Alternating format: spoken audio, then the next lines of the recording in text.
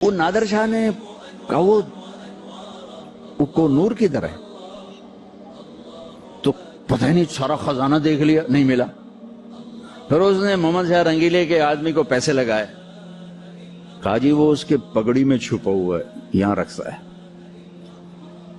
تو اس نے ضیافت کی، ضیافت کہنے لگا کہ محمد شاہ اب تو ہم بھائی بھائی بن چکے ہیں، 3 دن قتل عام کیا کمبخت نے دلی میں، اب تو ہم بھائی بھائی بن چکے ہیں، تو ہم نہ دستار اپنی تبدیل کریں، تو میرا بھائی میں تیرا بھائی، اپنی پگڑی اتار، اس کی پگڑی اتار کے اپنے سر پہ رکھ لی، اس کی اتار کے اس کے سر پہ رکھ لی۔ وہ بیچارہ نہ کہنے کا نہ سننے کا، محکوم بیچارے کی کیا طاقت ہوتی بھی، او گیا کو نور۔ وہاں سے آیا احمد شاہ ابدالی کے پاس، افغانستان سے پھر انگریزوں نے قابو میں کیا، پھر اسے ملکہ وکٹوریا تک پہنچایا گیا۔ تو انگریز یہاں انٹر ہوا۔ کب انٹر ہوا؟ جب ہم زوال کا شکار تھے۔ اب آپ حیران ہوں گے، جب صرف 2 لاکھ کے ساتھ، کبھی 2 لاکھ سے زیادہ گورا اس ملک میں نہیں رہا، اور 20 کروڑ انسانوں پر حکومت کی۔ کس لیے کی؟ کہ وہ آپس میں لڑ کے مر رہے تھے، آپس میں لڑ کے فنا ہو رہے تھے، اور اجتماعی سوچ ختم ہو گئی تھی، اجتماعیت ختم ہو گئی تھی۔ تو 1757 میں سراج الدولہ کو شکست ہوئی، اور وہ اس کا حقدار تھا کہ اسے شکست ہوتی۔ سازش میں چھوٹا سا بہانہ ہے، سازش ہوئی، میر جعفر مل گیا، لیکن میر جعفر کا ملنا شکست کا سبب نہیں ہے، سبب نااہلی ہے۔ سراج الدولہ دن کے 12 بجے اٹھتا تھا، پورے بنگال کا بادشاہ، اور اس کے مقابلے میں کلائیو، لارڈ کلائیو، اس کی کلرک کی حیثیت تھی۔ وہ کمبخت دن چڑھنے سے پہلے گھوڑے پہ سوار ہوتا تھا، اور دن چھپنے کے بعد گھوڑے سے اترتا تھا۔ وہ سارا دن گھوڑے کی پشت پر، اور وہ سارا دن رات کنیزوں کے درمیان، لونڈیوں کے اندر سراج الدولہ، اور دن میں سوئے ہوئے ہیں۔ نواب صاحب 12 بجے اٹھیں گے تو شکست تو پھر مقدر ہے۔ میدان ان کے ہاتھ میں ہوتا ہے جو میدان میں کھڑے ہوتے ہیں۔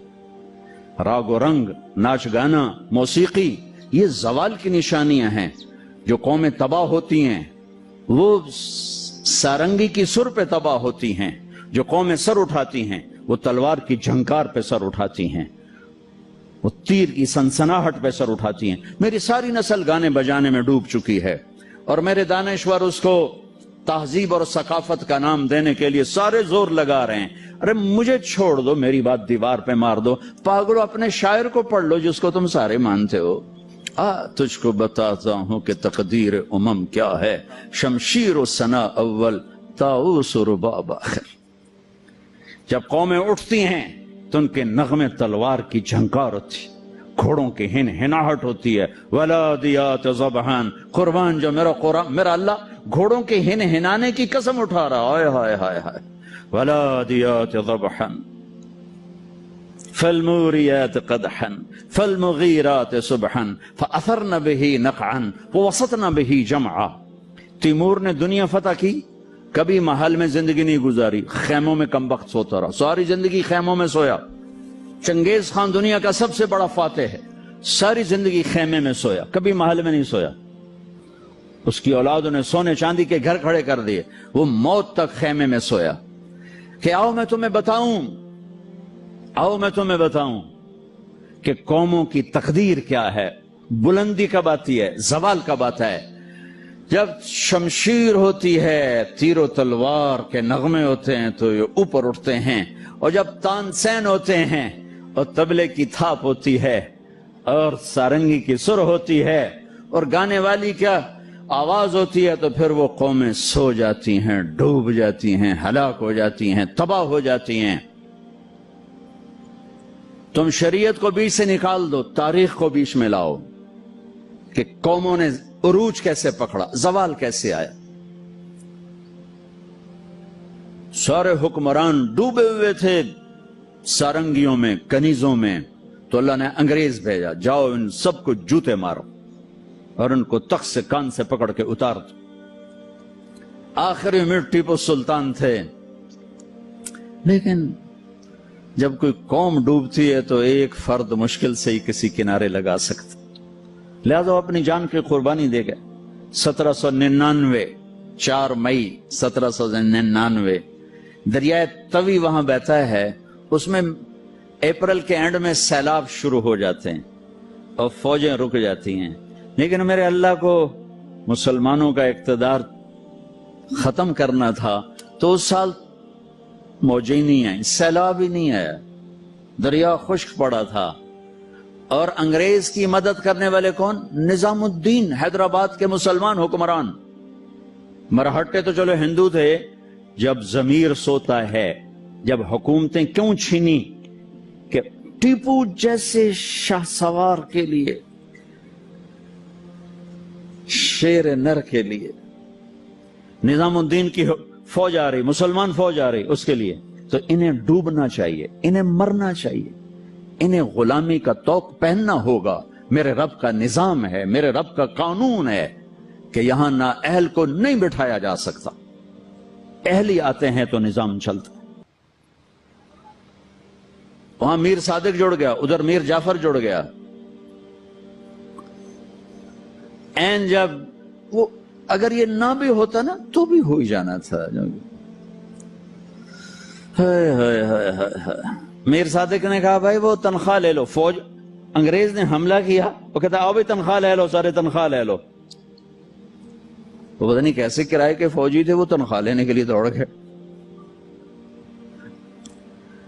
ٹیپو کھانا کھا رہے تھے، نوالا ہاتھ میں تھا کہ شور پڑا کہ جی قلعے کی دیوار ٹوٹ گئی، فوجیں داخل ہو گئیں، کھایا نے بھی چھوڑ دیا۔ شیر کی 1 دن کی زندگی گیدڑ کی 100 سال کی زندگی سے بہتر ہے۔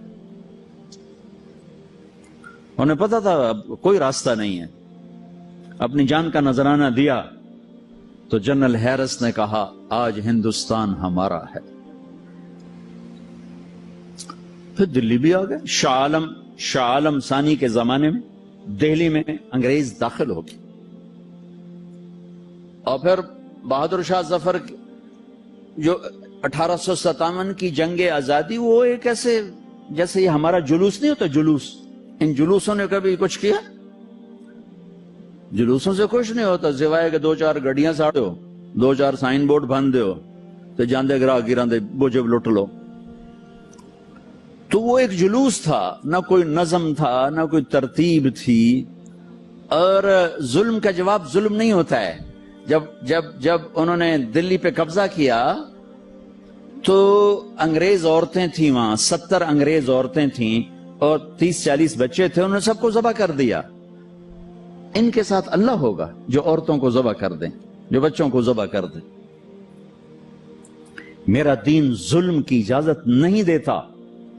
حضرت علی اور یہودی آپس میں جنگ ہو رہی، خیبر قمواس کا قلعہ، ابھی بھی اس کی دیواریں کھڑی ہیں۔ میں پچھلے سال گیا تھا وہاں، اس کو دیکھا تھا جا کر، جہاں سے حضرت علی چڑھے، دروازہ توڑا سر، تو اس پر وار کرنے لگے، اس نے منہ پہ تھوک دیا، تلوار پیچھے کر لی، کہ چلو دوبارہ۔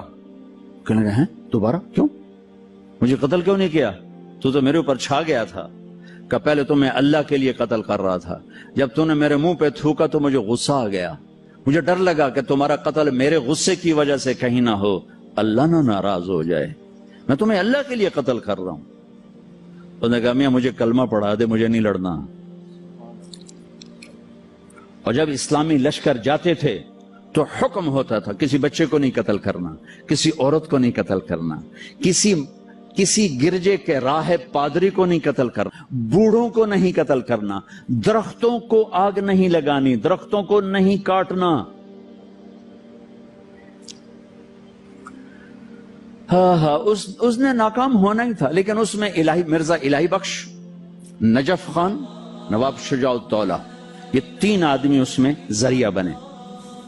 لیکن وہ نہ بھی ذریعہ بنتے تو بھی وہ معاملہ 4 دن بعد پھر ہو جاتا، 4 دن پہلے 4 دن بعد ہوتا، لیکن ان کے ماتھے پر رسوائی کا داغ لگنا تھا، اور ان کی قبروں نے موت تک نحوست دیکھنی تھی، اور ان کی ہڈیوں نے نحوست دیکھنی تھی۔ تو مرزا الہی بخش، نواب شجاع الدولہ اور نجف خان، یہ انگریزوں سے مل کر انہوں نے راستہ بنایا، اور یوں 1857 پر آ کر مکمل زوال ہو گیا۔